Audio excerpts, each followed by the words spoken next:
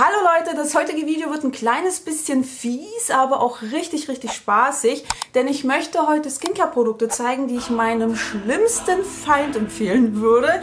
Ich habe mir Inspiration von der lieben Kelly geholt, die genau das gleiche mit Make-up gemacht hat, und da hat es in meinem Kopf gerattert und ich habe mir überlegt, dass man mit Skincare eigentlich noch mehr Schaden anrichten könnte, je nachdem, wie man diese benutzt, welche Produkte man verwendet und wie man diese Hautpflege miteinander kombiniert. Schreibt mir doch gerne in die Kommentare, ob ihr das genauso seht. Und ich hoffe natürlich, dass vollkommen klar ist, dass das ein reines Spaßvideo ist und dass es einfach nur eine andere Form ist, Flop-Produkte zu zeigen. Und wenn ihr eines der gezeigten Produkte richtig gerne mögt und wunderbar damit zurechtkommt, dann ist das einfach nur großartig für euch und ich freue mich für euch mit. Wenn mich mein größter Feind nach einem Reinigungsprodukt fragen würde, dann würde ich definitiv den Balea Reinigungsstick empfehlen. Ich glaube allerdings, dass er aus dem Sortiment genommen wurde, was mich ehrlich gesagt nicht wundert, denn dieses Produkt ist einfach nur grausig. Nachdem man das in der Hand aufgeschäumt hat und auf die Haut aufgetragen hat und das Ganze runtergespült hat, spannt die Haut extrem. Sie fühlt sich extrem trocken an. Das Produkt fühlt sich wahnsinnig seifig an. Das ist auch ein Kombi-Waschstück. Das heißt, hier wurden moderne Tenside mit Seifentensiden kombiniert. Und dadurch fühlt sich das Ganze einfach sehr seifig, sehr unangenehm auf der Haut an. Und deswegen ist das in meinen Augen auch kein wirklich hautfreundliches Produkt, was auf Dauer einen negativen Effekt auf die Hautbarriere haben könnte.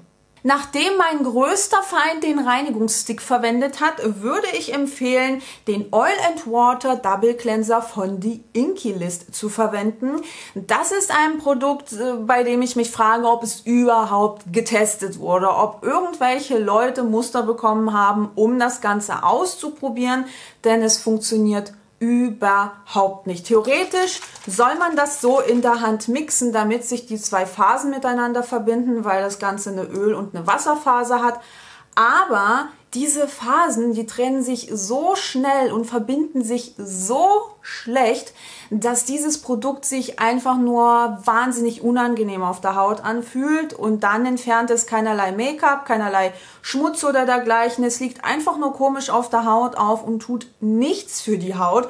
Und wenn man versucht, das Ganze auf ein Wattepad zu tröpfeln, dann sieht man richtig, dass diese Phasen sich nicht miteinander verbunden haben, weil das Öl einfach nur komisch auf dem Wattepad aufliegt und hin und her rutscht.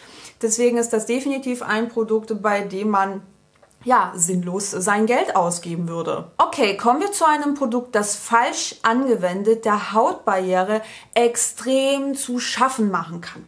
Und zwar ist es dieses Catrice Glow Power Boost AHA BHA Peeling mit 20% AHA und 2% BHA, und das Ganze bei einem relativ niedrigen pH-Wert, damit das richtig schön reinhaut. Und wenn man das jeden Tag verwendet und vielleicht sogar zu viel davon aufträgt, das Ganze zu lang auf der Haut lässt, dann tut das richtig weh. Also ich mit meiner empfindlichen Haut, also ich habe eine empfindliche und trockene Haut, eine fettarme Haut, ich kann das nicht verwenden. Ich kann davon nicht mal eine super dünne Schicht auftragen. Ich kann das nicht mal 2 Minuten lang auf dem Gesicht lassen, ohne dass mir meine Haut brennt, dass sie weh tut und ich das Bedürfnis habe, das Ganze sofort runter zu spülen. Mal davon abgesehen, dass ich dann Tage später eine Rötung auf meinem Gesicht habe. Das heißt, selbst nachdem ich nach 2 Minuten dieses Peeling runtergespült habe, habe ich die nächsten Tage immer noch was davon. Das heißt, wenn ihr einer Person mit empfindlicher Haut so richtig eins auswischen möchtet, was ihr natürlich nicht tun solltet, aber jetzt theoretisch, wenn man so ein bisschen drüber nachdenkt, dann solltet ihr definitiv dieses Peeling weiterempfehlen. Das war so viel Negativität auf einmal, dass ich jetzt für zwischendurch unbedingt etwas Positives und Aufmunterndes brauche.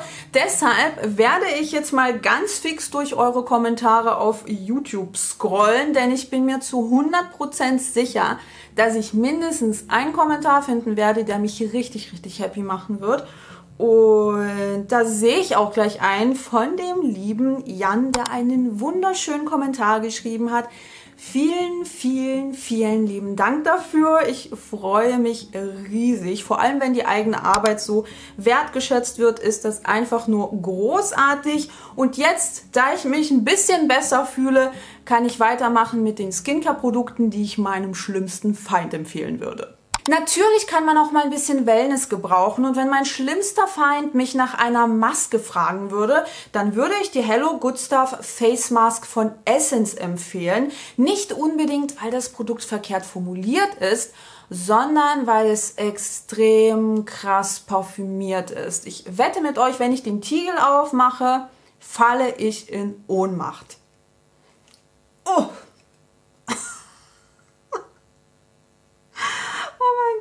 Ich glaube echt, das ist das am... Oh, ich riech sogar aus dieser Entfernung, ne?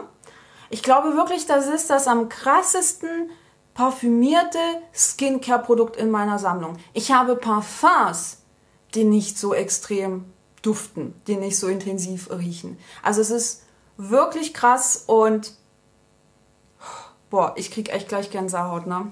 Beim Thema Sonnencreme ist mir die Wahl ein bisschen schwerer gefallen, weil ich einige Produkte habe, die nicht so gut funktionieren und die man in der benötigten Menge von 1 Gramm überhaupt nicht aufgetragen bekommt. Aber ich habe mich im Endeffekt für diese Sonnencreme von Santa Verde entschieden und zwar ist das die Sun Protect Cream mit SPF 20. Und hier ist einfach das Problem, dass hier auf der Verpackung draufsteht, dass das Produkt nicht weißelt. Ich weiß, dass sie das mittlerweile überarbeitet haben, was ich großartig finde, denn dieses Versprechen ist irreführend und kann Menschen dazu verleiten, viel zu wenig Produkt aufzutragen. Nichtsdestotrotz, das ist eine Sonnencreme mit SPF 20 und trotzdem weißelt die echt krass. Also ich habe in meiner Sammlung Sonnencremes, die einen höheren Schutzwert aufweisen, die auch mineralisch sind, also die anorganische UV-Filter enthalten und die deutlich weniger weißeln im Vergleich zu dieser Sonnencreme. Ich zeige euch das mal und deswegen ist das ein Produkt, das ich jemanden empfehlen würde, den ich jetzt nicht so mag. Oh mein Gott, kann mich gar nicht daran erinnern, dass die so krass pastös war. Seht ihr das? Seht ihr, wie pastös die ist? Alter, das ist wie Zahnpasta. Das ist wie Zahnpasta. Die ist natürlich auch noch parfümiert. Ich glaube, hier sind einige ätherische Öle enthalten. Das heißt, wenn die Person, der ich diese Sonnencreme empfehlen würde, eine empfindliche Haut hat, vielleicht sogar eine Duftstoffallergie, könnte das ein riesengroßes Problem werden. Aber ich glaube... Die Person könnte diese Sonnencreme nicht mal in der benötigten Menge auftragen, ohne wie ein Geist auszusehen. Seht ihr das? Die ist echt so pastös. Das ist, als würde ich eine Wundschutzcreme auftragen oder als würde ich eine Zahnpasta auftragen. Und genau so sieht die dann auch im Gesicht aus. Dann habe ich noch eine Bodylotion am Start und zwar ist es das Balea Beauty Expert Body Creme Gel und auch hier habe ich gar nichts an der Formulierung auszusetzen, sondern eher am Hautgefühl, an der Textur, an der Performance, denn dieses Produkt fühlt sich einfach unangenehm auf der Haut an. Es ist ein bisschen klebrig, es ist zäh, es lässt sich nicht so gut verteilen. Wartet mal, ich versuche euch das ein bisschen zu demonstrieren.